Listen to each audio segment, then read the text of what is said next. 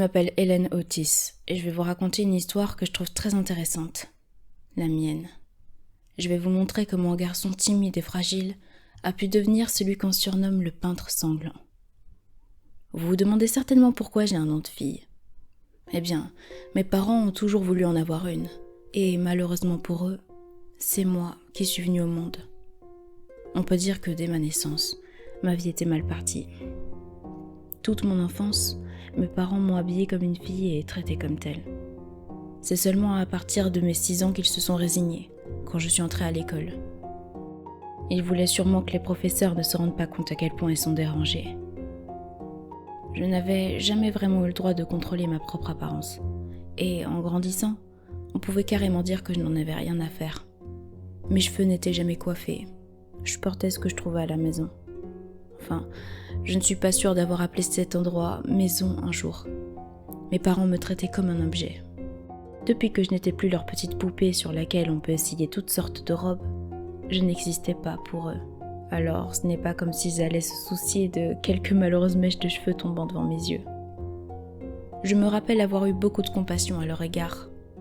Ils avaient une vie compliquée, et bien sûr, je ne voulais pas en rajouter ni les inquiéter. Je les aimais sincèrement quand j'étais jeune, quand je ne comprenais pas encore l'ampleur de leurs actes. Je me fichais pas mal de mon genre également. Que je sois une fille pour mes parents ou un garçon pour le reste du monde, peu m'importait. J'existais, et c'était déjà assez bien. Cependant, il y avait une chose à laquelle je prêtais particulièrement attention. Un pins jaune, avec un smiley souriant dessus. L'accrocher chaque jour à ma veste permettait de me rappeler que, même si je ne souriais jamais, la vie n'était pas si mauvaise. Ni heureuse en fait, juste banale. L'histoire que je vous raconte s'est passée en octobre 1994. Le 30, pour être plus précis. J'avais 14 ans depuis à peine un mois.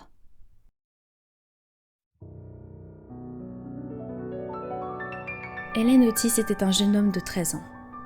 Il ne parlait pas beaucoup et était pour ainsi dire assez apathique. C'était la rentrée depuis quelques jours et quand il n'y avait pas cours, il passait son temps à dessiner dans son carnet. Il ne parlait que si on s'adressait à lui. En fait, c'est à peine s'il existait aux yeux du monde. Sauf aux yeux d'une personne, peut-être. Tom Steven. C'était un garçon de sa classe avec qui il parlait depuis peu. Il se faisait constamment harceler. Et puisque les professeurs ne faisaient rien pour changer la situation, qui sait, peut-être qu'il ne remarquait rien. Il avait dû croire qu'une personne silencieuse et à l'écart pouvait constituer un refuge. Et ça ne déplaisait pas à Otis au départ. Sociabiliser un peu n'était pas si mal. Et si ce n'était pas mal, peut-être qu'il pourrait en tirer quelque chose. Mais c'est là que les problèmes commencèrent. Jusque-là invisible, Otis devint une cible à son tour. Après avoir été accusé du vol de la montre de Judy, qu'on retrouva dans son sac, il fut constamment moqué et critiqué à l'école. Car Judy faisait partie d'un groupe populaire de la classe. Toujours accompagné de Maggie, sa meilleure amie avec qui rien ne restait caché très longtemps, et Ben, qui avait la réputation d'être un garçon bagarreur. Les jours qui suivirent, l'enfer commença.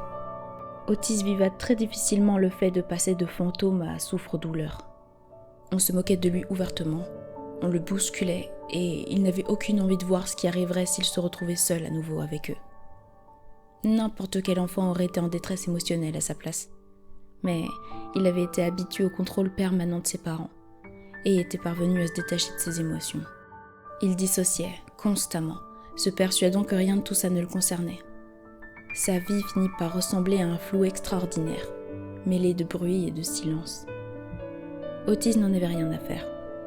En tout cas, c'est ce qu'il laisse apparaître pendant un mois.